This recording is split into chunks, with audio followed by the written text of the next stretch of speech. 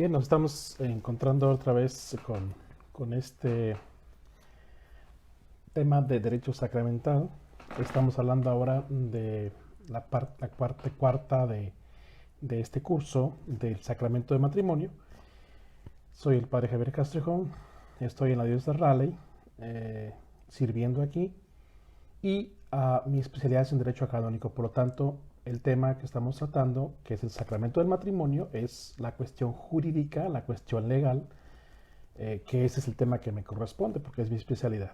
Así que con mucho gusto le comparto a ustedes este tema y vamos a pasar a la clase.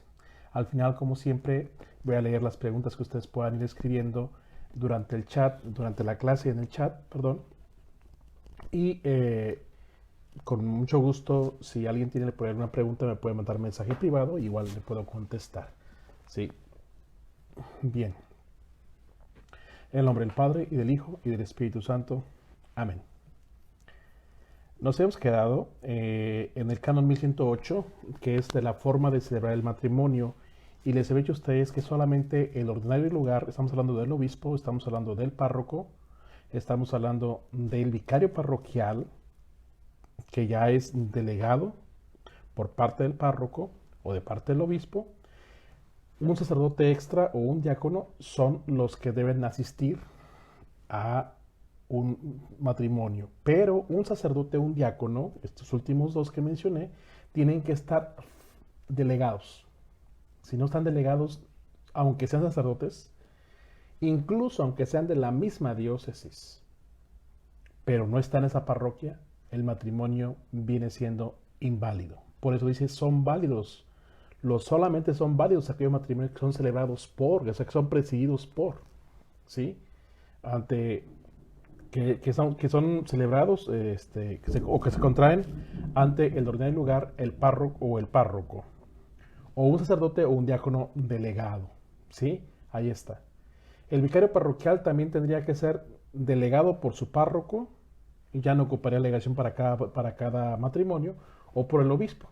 Claro, también podría ser el obispo puede delegarlo al vicario parroquial para que celebre todos los sacramentos. Perdón, celebra todos los matrimonios. Pero otro sacerdote y otro diácono no podría, ¿sí? Tendría que tener permiso para que se le delegue y él pueda ser el testigo oficial de la iglesia ante un matrimonio que se está celebrando. Espero que quede claro este punto.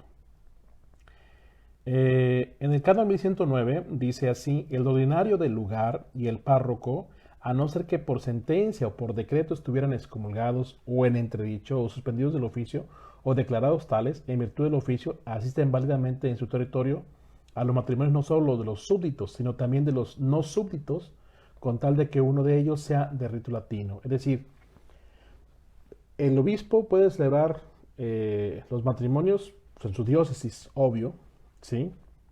El párroco, ordinario y párroco personales, ordinario lugar, obispo, o sea, en toda su diócesis, el párroco de su parroquia, en el territorio que le corresponde a su parroquia.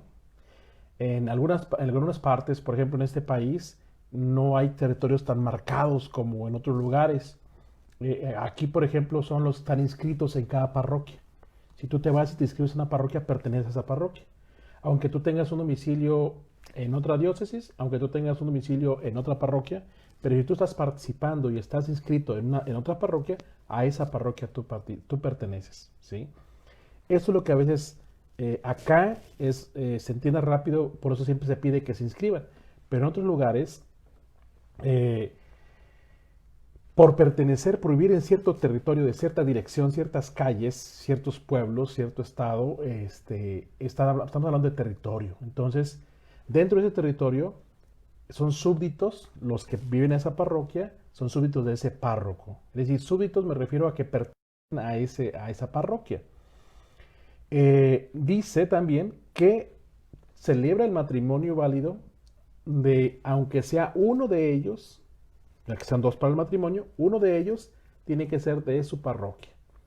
Porque Si los dos no son de su parroquia, si los dos no están registrados en su parroquia, si los dos viven en otra diócesis, si los dos viven en otro domicilio que no pertenece a su parroquia, ni están inscritos en su parroquia, estamos hablando de que el padre, aunque sea el párroco en ese lugar y aunque vayan a hacer el matrimonio ahí, estaríamos hablando que ese matrimonio es inválido. ¿Sí? ¿Por qué? Porque debemos entender que están ya cruzando el territorio, ya no son sus ovejas, ya no son, ¿me entienden? Van a decir, pero es el padre, sí, sí es el padre, pero tienen que ir a donde pertenecen, ¿sí? Ahí tienen que ir a donde pertenecen. Van a decir, ¿por qué tantos rojitos? Porque el párroco conoce sus ovejas, ¿sí? Porque el párroco es el que sabe quiénes son sus ovejas y entonces sabe cómo investigar y sabe para que no le estén mintiendo si está casado a uno de ellos o no, o tiene hijos por otro lado uno de ellos o no, ¿me entienden? Es por eso la manera estricta en que está pidiendo de que el padre, el párroco, sea el que case a sus súbditos o a uno de ellos con otro que sea otro domicilio.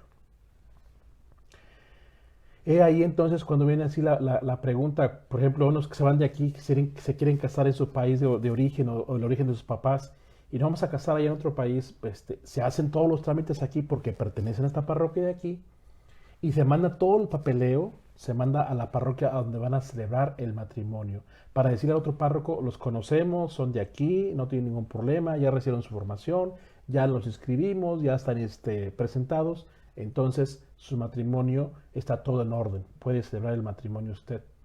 Así, tal cual. Van a decir, pero ¿por qué si está otro allá? Bueno, porque es cuestión otra vez, de pertenencia, de domicilio. Si tu domicilio está aquí, perteneces aquí, ¿sí?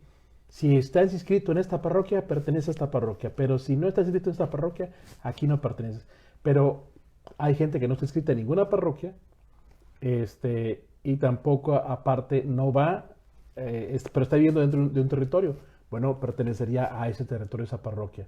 A menos, a menos que esa persona que vive en cierto domicilio nunca vaya a esa parroquia, sino va a otra parroquia. Y le puede decir al padre, es que yo a aquella parroquia nunca participo. En esta parroquia es la que siempre estoy perteneciendo, en la que siempre vengo, de la que siempre estoy yendo a misa. Esto sería el entender que pertenece a esa parroquia, ¿verdad? Pero siempre se está pidiendo que el párroco tenga atención personal a los que va a oficiar su matrimonio, porque él es el quien les conoce. Así debe de ser. Así debe de ser, ¿eh? Van a decir, ni conocemos al padre y el padre ni nos conoce. Bueno, así debe de ser. Lo estoy diciendo como debe de ser. Entonces, dice el canon 1110, el ordinario y el párroco personales, en razón de su oficio, solo asisten válidamente al matrimonio de aquellos de los que uno al menos es súbdito suyo dentro de los límites de su jurisdicción. ¿Quién es un ordinario y párroco personales? Miren, hay unas figuras dentro de la iglesia que hablamos de diócesis, que hablamos de arquidiócesis, de prelaturas, ¿sí? Y entonces también está lo que es la diócesis personal o prelatura personal, que lo hablamos así, donde incluso hay eparquías, ¿sí? Bueno, hablando ya en cuestión de derecho oriental, canónico también, hablamos ahí de que esas prelaturas personales, a lo mejor ustedes han escuchado por ahí de repente del Opus Dei. Por ejemplo, ellos no tienen así una base de un territorio físico, pero sí pertenecen a un lugar, a una diócesis, personal se llama así, o sea, es decir, los que pertenecen a los que están yendo a misa con este padre, pues un ejemplo, ¿sí? Ellos pertenecen a esa parroquia, ¿no? Así. Pero tiene que constar que pertenecen ahí. Por eso se habla de una inscripción. Por eso siempre le está pidiendo a ustedes, inscríbase a una parroquia, ¿sí? Donde no hay este sistema de inscripción, bueno, al menos se respeta el territorio, ¿sí? Así que mi invitación es inscríbanse en las parroquias, así, O al menos háganse presente en la parroquia a la que ustedes quieren participar o en la que ustedes quieren pertenecer, pues para que el párroco los vaya conociendo. De tal manera que cuando venga una presentación el padre no tenga tanto que andar investigando, porque les conoce, sabe que van a misa, sabe que se confiesan, sabe qué sacramentos tienen. ¿Me entienden? Esto es importante. Así que el ordinario del lugar y el párroco, dice, pueden celebrar estos matrimonios, pero también pueden delegar a un sacerdote o a diáconos, pueden delegarles la facultad para asistir al matrimonio, pero dentro de su territorio, es decir, dentro de su territorio personal. Parágrafo 2 dice, para que sea válida la delegación de la facultad de asistir a los matrimonios debe otorgarse expresamente a personas determinadas. Si se trata de una delegación especial, ha de darse para un matrimonio determinado. Y si se trata de una delegación general, debe concederse por escrito. ¿Qué es esto? Miren, si yo estoy buscando, si un padre está buscando celebrar presidir la boda o oficiar la boda de un matrimonio en otra parroquia, él tendría que tener una facultad o una delegación, la delegación para que pueda celebrar ese sacramento del matrimonio. El párroco de aquel lugar le va a decir, yo te lo concedo, se lo puede decir de palabra, porque es solamente una ocasión solamente, una sola vez ver a oficiar el matrimonio ahí.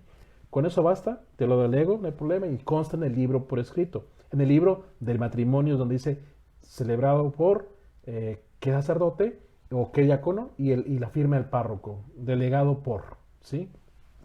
Entonces ahí está. También dice que si es de algo especial, quizás por un mes, quizás por 2 meses, tienes una delegación para 2, 3 meses, pues algo especial, o algo determinado, pues, dice, si se trata de una delegación general, es decir, que el vicario parroquial va a estar ahí 2, 3, 4 años sirviendo, bueno, entonces será una delegación general, ya no ocupa estar dando por escrito a cada rato, pero esta delegación general sí debe de constar por escrito y se mete también dentro de los archivos de la parroquia para que se vaya conociendo, de hecho el archivo histórico, para que se vaya sabiendo qué padre era y por qué pudo celebrar ese matrimonio y por qué es válido, ¿sí? Detalles, ¿por qué? Porque es el testigo oficial de la iglesia y si no es oficial, no es válido el matrimonio. O sea, me refiero a testigo oficial, es decir, delegado o que tiene la autoridad para hacerlo, ¿sí? En el canon 1112, parágrafo 1 dice, donde no haya sacerdotes ni diáconos, el obispo diocesano previo voto favorable de la conferencia episcopal y obtenida licencia de la Santa Sede, puede delegar a laicos para que asistan a los matrimonios. Esto ustedes no lo han visto quizás, ni yo lo he visto tampoco, pero puede haber en ciertas circunstancias, en ciertas diócesis donde no hay sacerdotes, no hay vocaciones sacerdotales, pidan por favor para que haya, para que haya más vocaciones al sacerdocio y también pues para que manden a sus hijos al seminario para que haya más sacerdotes, ¿verdad? Pero sí puede haber en algunos territorios del mundo, de la Iglesia Católica, donde no hay sacerdotes y bueno, se le pide a un laico que oficie el matrimonio. Un laico normal, sí, claro, pero tiene que tener el permiso de la conferencia episcopal, es decir, de los obispos de ese país o de esa conferencia episcopal, más aparte la licencia de la Santa Sede y del Vaticano, ¿sí? Debe tener la licencia. Ahí está. Dice, ¿pero qué laico debe ser? Dice, debe ser un laico idóneo, capaz de instruir a los contrayentes y apto para celebrar debidamente la liturgia matrimonial. Ahí está. Entonces, tiene que ser un laico idóneo, ¿sí? que goza de buena fama, que goza de buen criterio, está instruido para que pueda instruir, es decir, sabe para que pueda enseñar, y es apto pues para celebrar la liturgia matrimonial.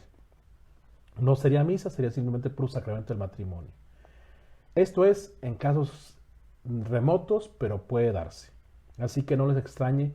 Es que a mí me casó, yo vivía en cierto país donde no hay sacerdotes y me casó un laico. Claro, puede ser posible que tenga la autorización de la conferencia episcopal y la licencia de la Santa Sede. Y eso se da por documentos oficiales, se dan por escrito, no es nada más de palabra. En el canon 1113 dice, antes de conceder una delegación especial se ha de cumplir todo lo establecido por el derecho para comprobar el estado de libertad. Es decir, Para ver si se va a dar esa alegación, debe darse por, debe constar de que no hay nada que esté en contra de lo que es la celebración del matrimonio, ¿sí? Que todo esté en orden, que todo esté en regla para poder celebrarlo. Porque, es decir, voy a concederte la libertad de que puedas casar a este matrimonio, te doy la facultad, te doy la alegación para que cases este matrimonio. Digo, casar, realmente se casan ellos, pero es el lenguaje que normalmente usamos nosotros, ¿verdad? Para que me entiendan. Para que oficies este matrimonio, ¿sí? Eh, pero debe constar que sí, la pareja está cumpliendo con todo para poder casarse, ¿sí?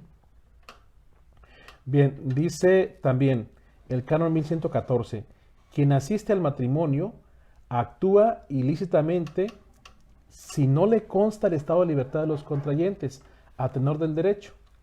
Fíjense, ahí está. Si quien va a celebrar el matrimonio actúa ilícitamente, o sea, no está hablando legalmente las cosas, no lo está haciendo legalmente, si no le consta el estado de libertad de los contrayentes a tenor del derecho. Y si cada vez que asisten en virtud de una alegación general, no pide licencia al párroco cuando es posible. Ahí está. El sacerdote que va a celebrar un matrimonio, que va a asistir a un matrimonio, le debe constar que esa pareja ha cumplido con todos los documentos, con toda la formación, con todo lo que le está pidiendo de parte de la iglesia. Porque si no le consta esto, estamos hablando de un matrimonio que es ilícito. ¿Sí? Ahí está. Y también dice, si no tiene licencia o no tiene una alegación, entonces su matrimonio no es válido. Ya lo habíamos hablado. Son solamente válidos aquellos celebrados que se contraen ante un ordinario lugar, ante el párroco, ¿sí? Un sacerdote o un diácono delegado. Así que se tiene que respetar mucho en el lugar donde viven, en el lugar donde pertenecen. Es decir, tienen que checar o tienen que verificar dónde están inscritos, en qué parroquia están inscritos, o a qué parroquia están asistiendo ustedes ya, como fijo ya, o en qué territorio están viviendo. Si lo digo estas tres opciones porque varía a nivel Iglesia Universal, pues sí varía, sí varía. En este país, por ejemplo, pues, repito, no hay si hay territorios, pero no están tan marcados como la experiencia que yo tengo de México, ¿no? En México tienes marcado hasta por dirección, qué calle y de qué número a qué número, o sea, es así. Y esto se tiene que respetar, ¿no? Así que por favor, si no estás inscrito en ninguna parroquia, inscríbete, por favor. Tus datos, te lo digo porque mucha gente, yo por ejemplo tengo experiencia de que tengo gente que les digo inscríbanse y no se inscriben. Y yo sé que van a misa conmigo, van a la parroquia donde yo estoy, en la misión donde yo estoy, pero no se inscriben, ¿sí? Decir, no sé por qué. Tendrían que hacerlo para pertenecer ahí, ¿no?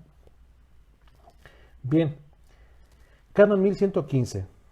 Se han de celebrar los matrimonios en la parroquia donde uno de los contrayentes tiene su domicilio o cuasi domicilio o ha residido durante un mes, o se trata de vagos en la parroquia donde se encuentran en ese momento, con licencia del ordinario propio o del párroco propio, se pueden celebrar en otro lugar. Fíjense, los matrimonios se deben celebrar en la parroquia del novio o de la novia. Ahí. ¿Dónde tienen que celebrar su matrimonio? En la parroquia del novio o de la novia. Listo. ¿Dónde más?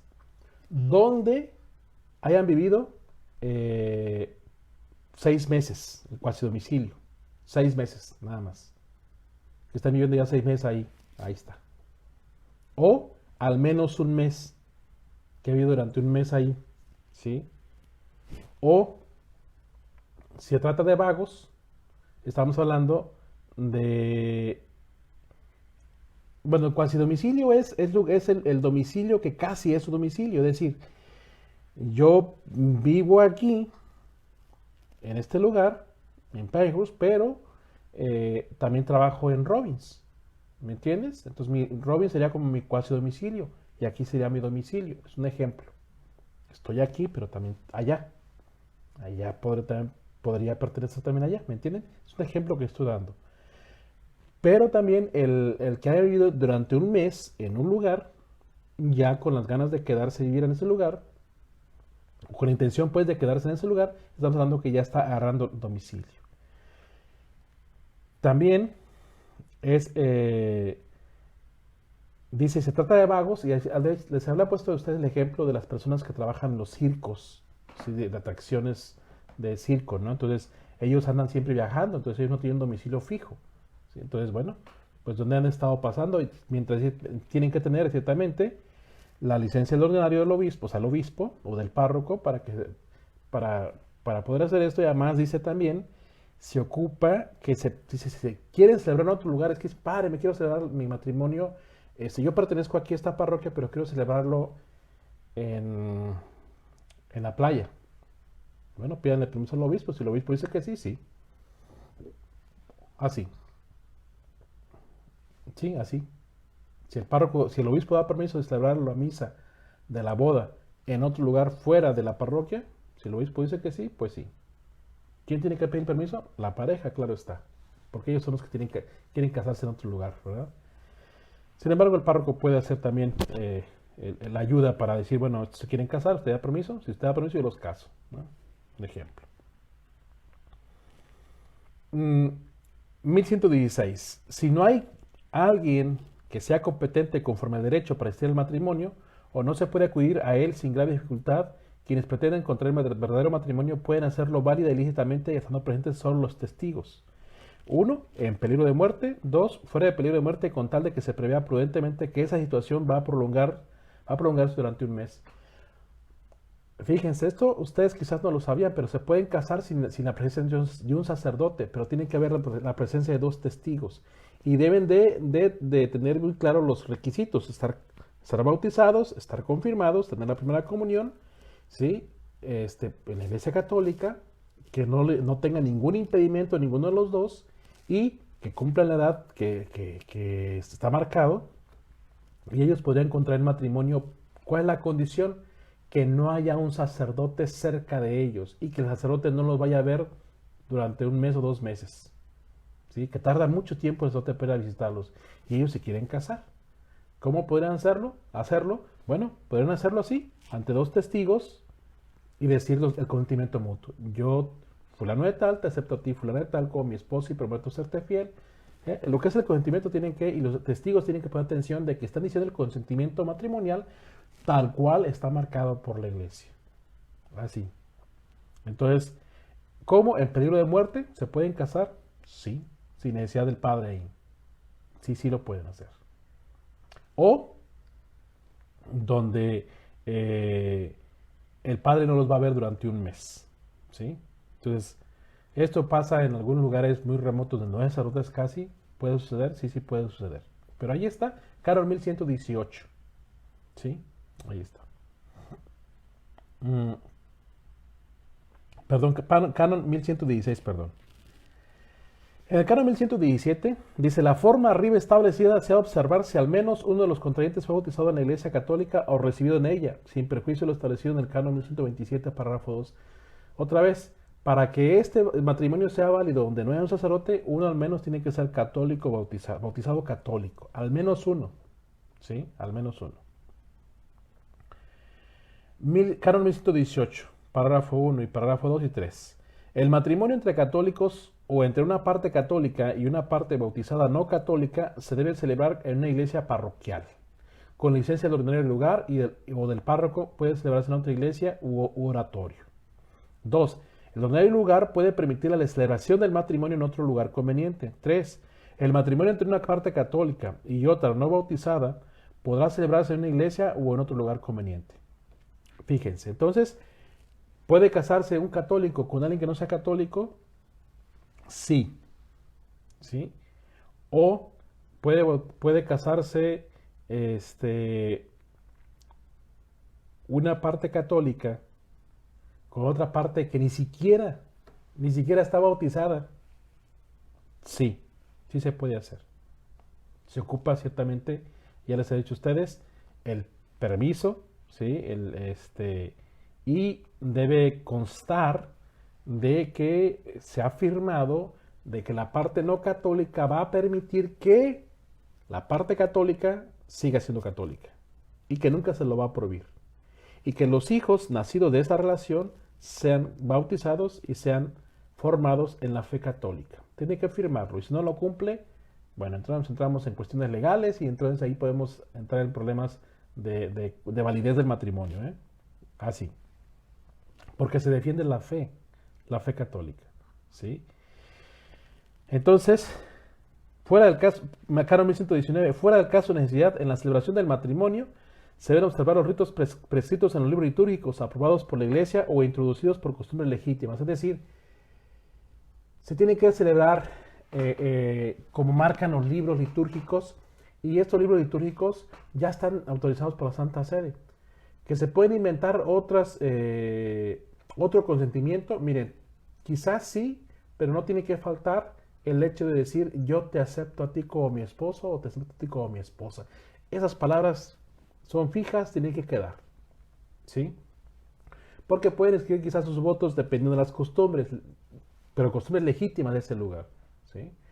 Pero repito, la palabra clave es yo te acepto a ti como mi esposo o como mi esposa, ¿sí? Así.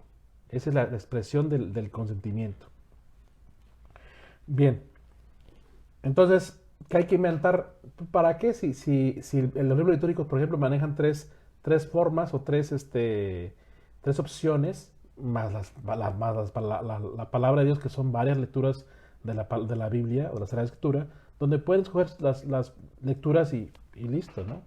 Entonces, pero no, por favor, quieran inventar todo. El padre, el párroco, incluso el obispo no debe de inventarse nada, porque ya está por escrito. Lo único que estoy diciendo aquí que pueden hacer es el consentimiento, dice aquí, pero por costumbres legítimas. Es decir, donde ya estaba establecido esa costumbre, ¿sí? Lo que no debe faltar nunca es el yo te acepto, o sea, el consentimiento de yo aceptarse, de aceptar a la otra parte como esposo o como esposa.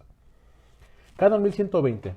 Con el reconocimiento de la Santa Sede, la Conferencia Episcopal puede elaborar un rito propio del matrimonio congruente con los usos de los lugares y de los pueblos adaptados al espíritu cristiano, quedando sin embargo en pie la ley, según la cual quien asiste al matrimonio, estando personalmente presente, debe pedir y recibir la manifestación del consentimiento de los contrayentes. Es decir, hay lugares donde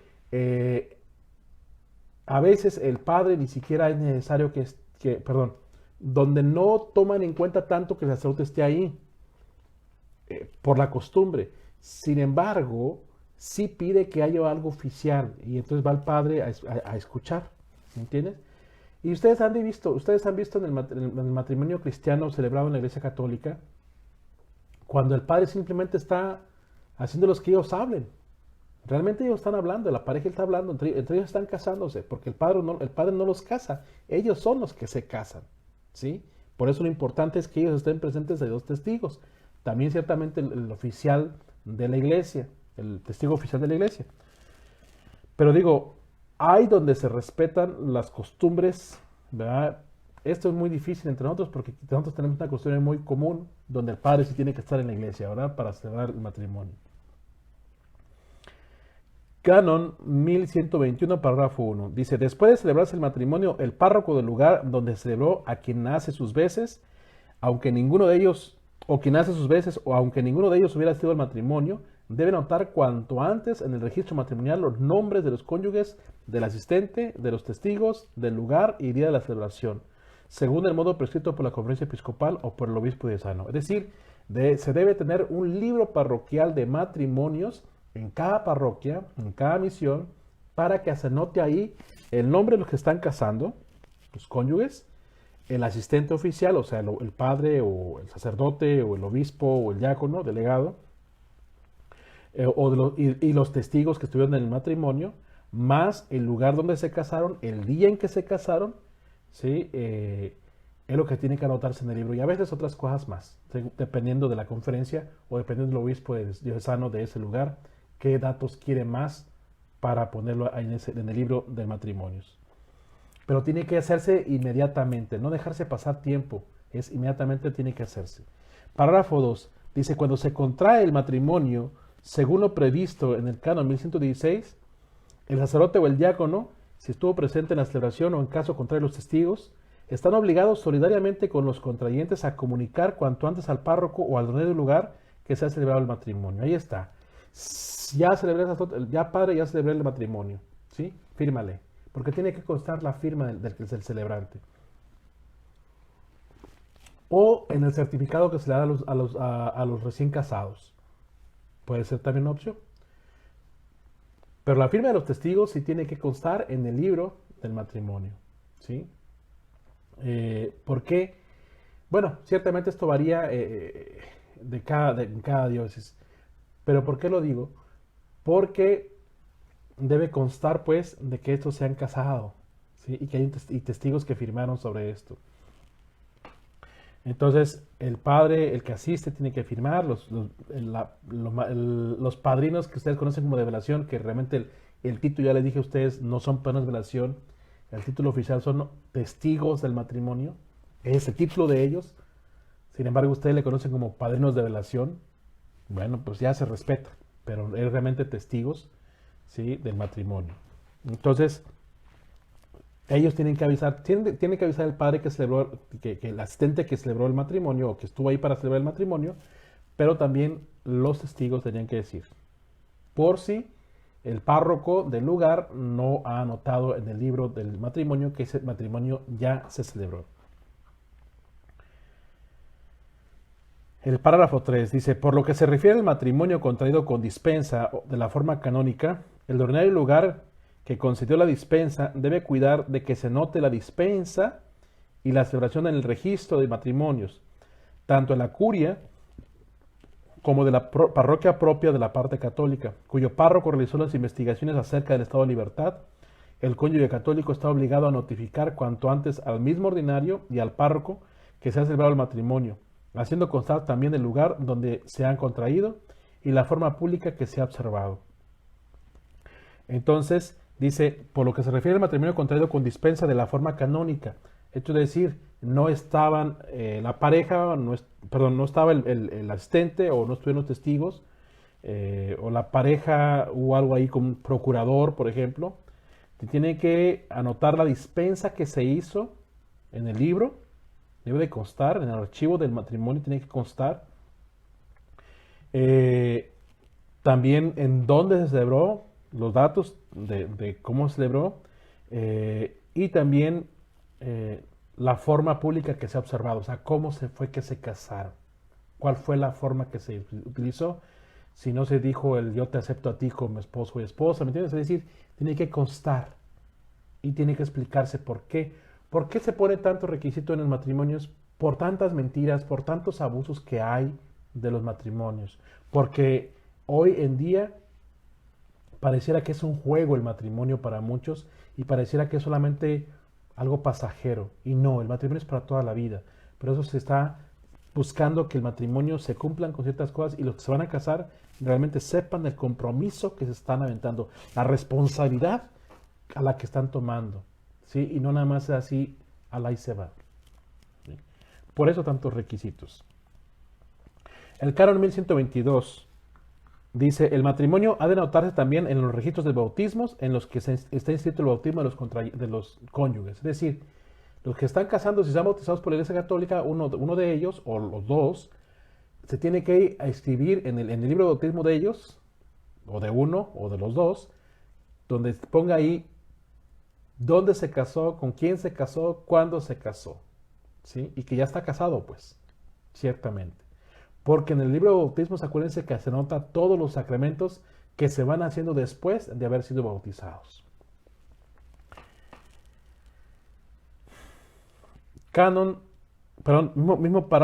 Mismo canon 1122, párrafo 2. Si un cónyuge no ha contraído matrimonio en la parroquia en la que fue bautizado, el párroco del lugar en el que se celebró debe enviar cuanto antes notificación del matrimonio contraído al párroco del lugar donde se administró el bautismo. Es decir, si un muchacho el novio o la novia no pertenecen a esta parroquia y yo celebro yo asisto a este matrimonio, tengo que mandarle la notificación del novio o de la novia, del que no pertenezca a mi parroquia de alguna manera, tengo que mandarle una notificación y decirle a aquel párroco, oigan, este muchacho o esta muchacha ha contraído matrimonio con fulano de tal día, en tal lugar, ¿sí? Y qué párroco o qué padre fue el que asistió al matrimonio. Se le tiene que avisar al párroco de donde está bautizado el muchacho. ¿Por qué? Porque tiene que anotar en el libro de bautismos estos datos. 1123, Canon 1123. Cuando se convalida el matrimonio para el fuero externo, o es declarado nulo, o se disuelve legítimamente por una causa distinta de la muerte, debe comunicarse la circunstancia al párroco del lugar donde se celebró el matrimonio, para que se haga como está mandado la anotación en los registros de matrimonios y del bautismos. Entonces, el matrimonio, cualquier cambio que haya sido, sea que sea convalidado, que es una convalidación, es decir, que hubo un error por ahí en el matrimonio, y entonces se está convalidando para decir, ya está correcto el matrimonio, está celebrándose como debe ser, por eso convalidar, es decir, se está validando, o que el matrimonio fue declarado nulo, o que se disolvió por alguna circunstancia de la que está marcado en derecho canónico, entonces ahora sí se anota en el libro de matrimonios y en el libro de bautismos lo que ha pasado con ese matrimonio, en caso de que haya sufrido un cambio, ¿sí? Y se debe notar. Así es, ¿qué tribunal, qué diócesis y qué tribunal está haciendo el cambio dentro de este matrimonio que se ha celebrado? Sea para convalidar, sea para marcar que es nulo, o sea, que no existió, o para disolverlo, o que ha sido disuelto de alguna manera, y cuáles son esas causas por las que fue disuelto. Viene ahora de los matrimonios mixtos. Dice, está prohibido sin licencia expresa de la autoridad competente el matrimonio entre dos personas bautizadas, una de las cuales haya sido bautizada en la Iglesia Católica o recibida en ella después del bautismo y otra adscrita a una iglesia o comunidad eclesial que no se haya en comunión plena con la Iglesia Católica. Está prohibido sin licencia expresa de la autoridad competente, sea el obispo o a quien él haya delegado para dar esta autorización, ¿sí? Está prohibido, dice, ¿sí?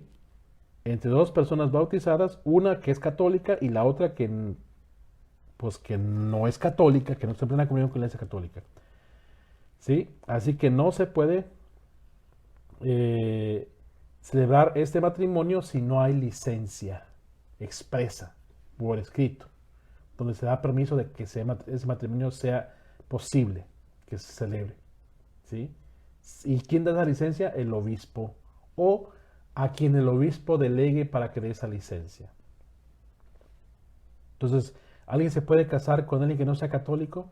Sí, pero se ocupa permiso, una licencia, ¿sí? De parte del obispo o a quien el obispo haya delegado. Pero entonces, ¿se puede casar con alguien que no sea de tu propia religión? Sí, sí se puede casar, pero se ocupa antes una dispensa, una licencia, con un permiso pues del obispo para celebrar ese matrimonio. Ya les había dicho a ustedes cuáles son los requisitos. Dice, si hay una causa justa y razonable, el ordinario lugar puede conceder esa licencia, pero no debe otorgarla si no se cumplen las condiciones que siguen. Ya se las he mencionado. Que la parte católica declare que está dispuesta a evitar cualquier peligro de apartarse de la fe. Es decir, que no va a cambiarse de religión. Que prometa que no se va a cambiar de religión. Que también, y prometa sinceramente que hará cuanto sea posible para que todos los hijos, la prole, se bautice y se eduque en la Iglesia Católica. Ahí está. La parte católica dice que se va a comprometer a que sus hijos van a ser católicos y que nunca va a cambiar de religión. 2. Que ambas partes, que se informe en su momento al otro contrayente sobre las promesas que debe hacer la parte católica, de modo que conste que es verdaderamente consciente de la promesa y la obligación de la parte católica. Es decir, que está consciente, que va a dar permiso, que no se va a interponer, que no va a interferir en la fe católica de su pareja ni de sus hijos. 3. Que ambas partes sean instruidas sobre los fines y propiedades esenciales del matrimonio, que no pueden ser excluidos por ninguno de los dos. Porque alguno puede decir, bueno, yo no soy católico, yo no sé cómo es el matrimonio en la Iglesia Católica. Bueno, por eso se ocupa que sean instruidos para que entiendan lo que es el matrimonio, ¿sí? Y la visión del matrimonio católico en la Iglesia Católica, ¿sí? Valga la redundancia. Entonces, se ocupa pues que las dos partes estén instruidas, pero la parte católica se tiene que comprometer a que nunca va a perder la fe y que sus hijos van a ser católicos. Y la parte que no es católica tiene que prometer la libertad de fe de su pareja y de sus hijos, que sean católicos. ¿Sí? Así. Y tienen que estar conscientes para que sepan las responsabilidades del matrimonio católico. ¿Sí? 1126. Corresponde a la conferencia episcopal determinar tanto el modo según el cual han de hacerse estas declaraciones y promesas, que son siempre necesarias, como la manera de que quede constancia de las mismas en el fuero externo y de que se informe la parte no católica. Se le tiene que, por eso se firma un documento, se firma una carta, dependiendo de cada diócesis, del formato que tengan,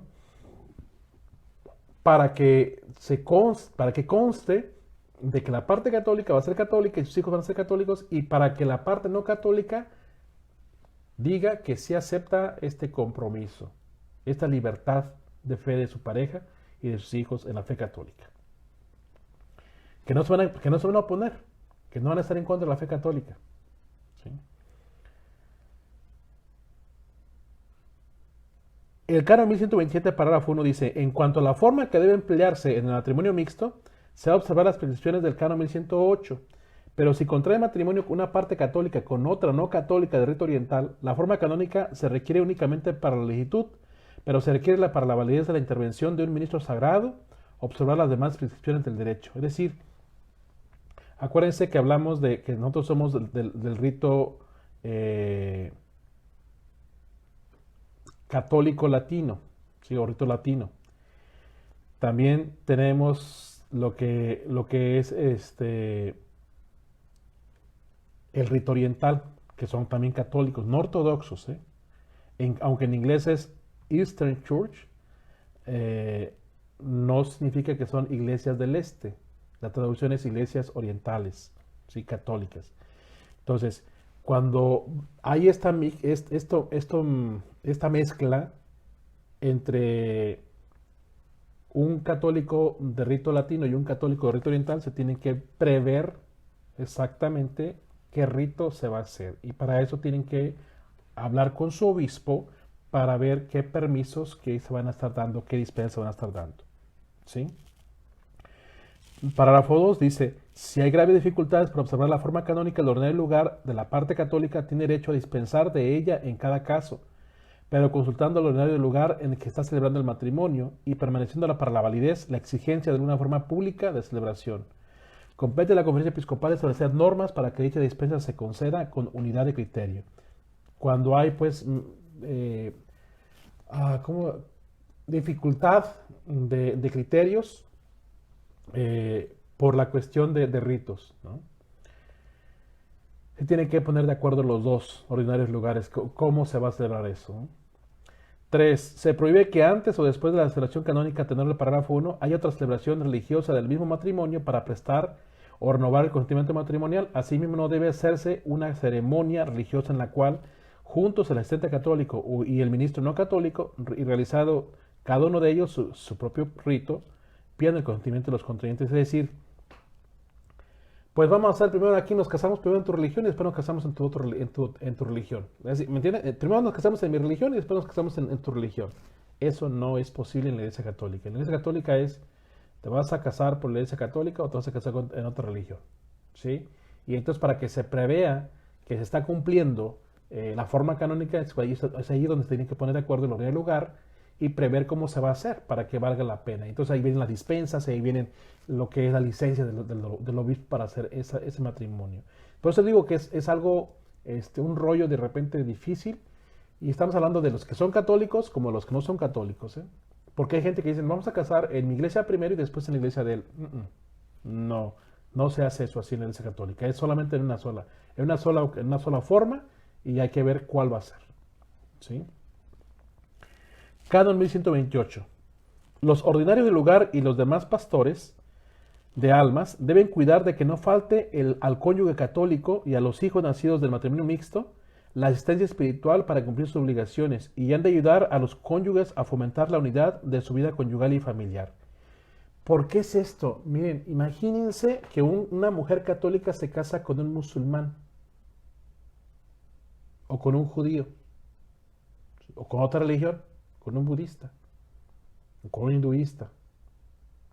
¿Sí? Son culturas completamente diferentes y religiones que no son cristianas.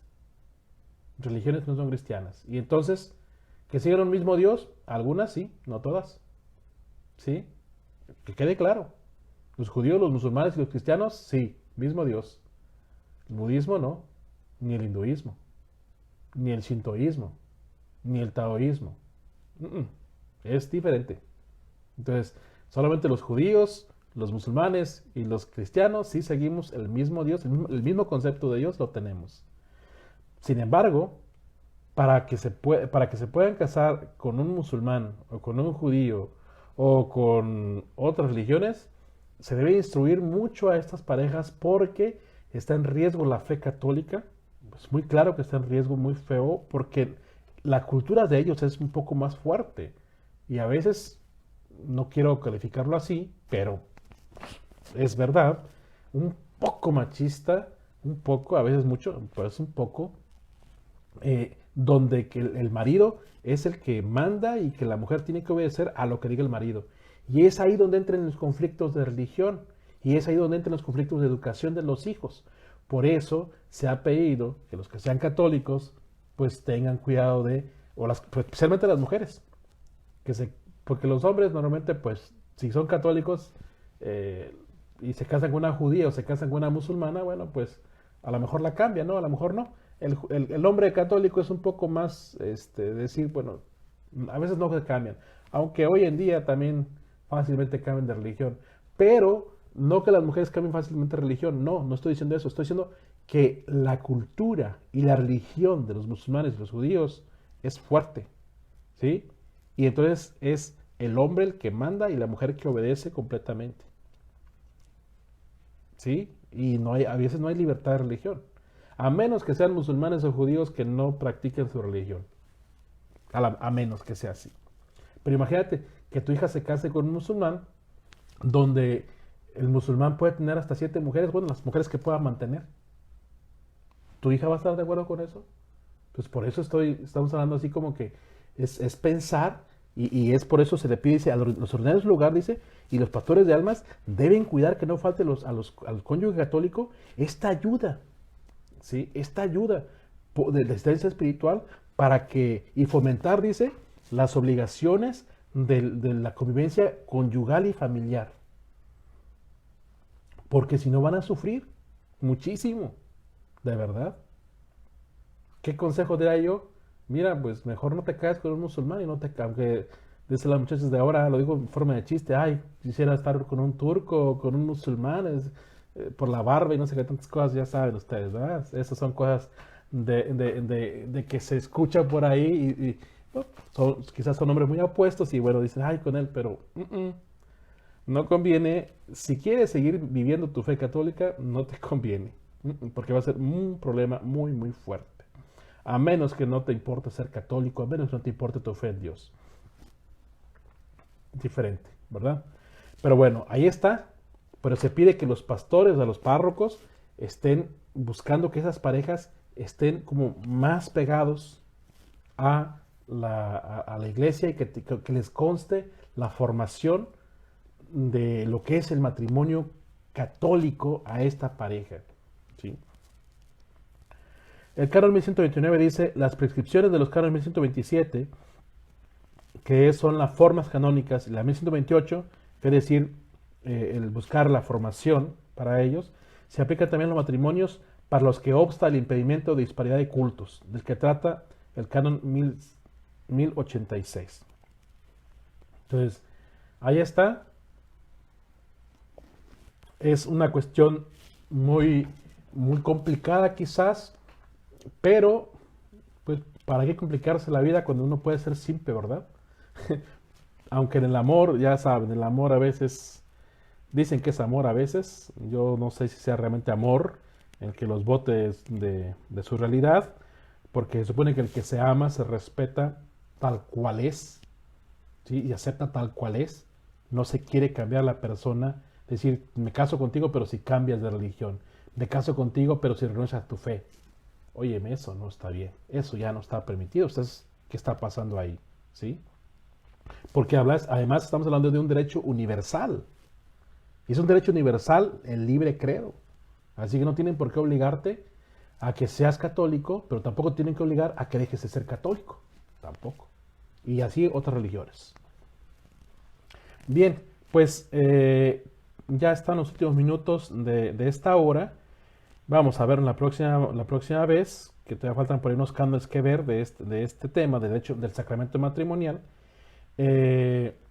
Entonces, pues lo que quiero es que ustedes vayan entendiendo lo que es el sacramento del matrimonio. Te repito, ustedes son clases un poquito largas, pero bueno, ahí está. Entonces, vamos ahora a hablar o a contestar las preguntas. Por ahí me hicieron una pregunta antes del tema. Me hicieron una pregunta y la pregunta dice así, que si hermanos de pila se pueden casar entre sí. ¿Cuáles son los hermanos de pila? Muchos no saben de esta cuestión, pero son tradiciones y costumbres a veces entre católicos de antes, de alguna manera las costumbres de antes. Ya hoy actualmente se pierde eso. Hermanos de pila son los hijos de los padrinos de bautismo con los hijos de los que han sido bautizados, ¿me entiendes? Es decir, entre compadres de bautismo tienen hijos. Estos hijos se les llama hermanos de pila. Así se les llamaba, no siempre. En algunos lugares ni se sabía de eso. Se llama hermanos de pila. ¿Se pueden casar entre ellos? Es decir, los padrinos tienen un hijo, pero son padrinos de una hija, o sea, de la hijada. La hijada con el hijo de sus padrinos de bautismo, ¿se pueden casar? Sí, claro, se pueden casar. No hay ningún problema, no hay ningún problema del sangre. Aquí lo que estamos cuidando de la cuestión de la consanguinidad es que la sangre no sea la misma para que se eviten problemas biológicos o físicos, incluso enfermedades en los niños. Así que, ¿se pueden casar? Sí, se pueden casar. ¿Sí? Bien, ¿qué preguntas? Saludos a todos. Buenas tardes y saludos. Dice, viene, entonces, ¿no hay necesidad que ambos sean católicos? ¿Solo la persona católica debe cumplir con todos los requisitos o también la otra parte tomar pláticas prematrimoniales? Viene, en una pareja tienen que estar los dos bien formados en lo que es el matrimonio católico. Ahí, ¿sí? Pero el que debe cumplir con los documentos y con los sacramentos es la parte católica. La parte no católica lo que tendría que demostrar es si es o no bautizado. Y si es bautizado, en qué religión y comprobar cómo fue bautizado. Nada más. Y además firmar donde no se va a oponer a la religión católica de su pareja ni de los hijos. Donde no se va a oponer. Ni siquiera se los va a prohibir, pues, ¿me entiendes? Cristina Lucero. No entendí bien acerca del matrimonio sin presencia del sacerdote. ¿Bajo en qué circunstancias sería válido? Cuando no hay algún sacerdote cerca, cuando hay alguna situación en guerra, o como ahora que estamos viviendo tiempos de pandemia, donde no hay celebración eucarística, o solo cuando están en una situación en la que alguno de los cónyuges va a morir pronto. Cristina, ya respondiste lo que hiciste, lo que me estás preguntando, lo estás respondiendo bien claro tú ahí, creo que sí entendiste bien, pero lo repito. ¿Cuáles son las circunstancias donde el matrimonio sin la presencia del sacerdote es válido? Donde el sacerdote no puede, bueno, donde esta pareja, uno de los dos está en peligro de muerte, la guerra, la enfermedad, ¿sí? Y se casan. Pero tiene que haber dos testigos, ¿sí? Que atestiguen ese matrimonio. Uno. Y claro, que sean bautizados, al menos uno, católico, ¿sí? Y que se respete pues la forma de yo te acepto a ti como mi esposa o te acepto a ti como mi esposo. Segunda, cuando el sacerdote va a durar más de un mes sin ir a esa comunidad para no poder hacer matrimonio. Por ejemplo, en esta circunstancia en la que estamos, aquí donde estamos, en este lugar hay muchos carros, hay mucha comunicación, ¿verdad? Entonces esto es imposible que pase. ¿Dónde podría pasar? En situación de guerra, puede ser. En un lugar donde está muy retirado una parroquia, el párroco está como a horas o días de poder llegar a la parroquia. Si hay otros lugares, y sí lo hay, claro que sí lo hay. Hay parroquias donde tienen comunidades que pueden tardar hasta 2 días para llegar a su comunidad de esa parroquia. Así de difícil está. Entonces, bueno, pues hay padres que dejan esas comunidades olvidadas de alguna manera porque pues, no pueden, porque es mucho. Bueno, entonces estamos hablando aquí que si el padre no va a tardar más de un mes sin ir a verlos, ellos se podrían casar, pero tienen que haber 2 testigos cumpliendo ciertamente los requisitos previos al matrimonio. Ahí está. Dice otra vez Cristina Lucero.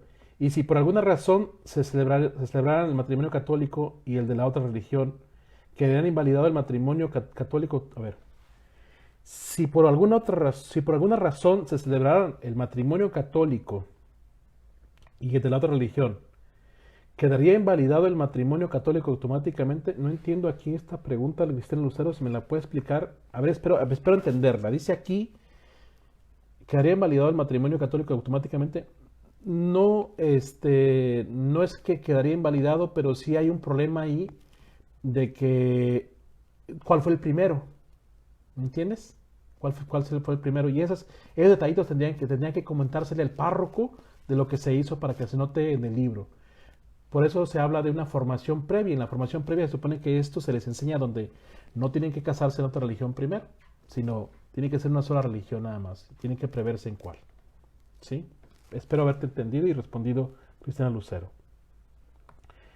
Meli Rentería. Para la persona católica que se casó con una persona no católica en la iglesia católica, ¿puede tomar la Eucaristía cuando asiste a misa? No, Meli Rentería. La persona católica es la que va a poder comulgar. La persona que no es católica no debe comulgar, aunque sea casado con una parte católica. Pero la parte que no es católica no debe recibir la Sagrada Comunión, a menos que lo pida y porque cree en ello, y que el párroco no sepa o el padre no sepa y él tampoco sepa que está prohibido. Se lo van a dar, pero no está permitido, ¿sí? Pero tampoco tenemos que hacer así como que no, tú no vas a comulgar, tú no vas a comulgar, tampoco, sino se le puede explicar ya sea antes de la misa o sea después de misa.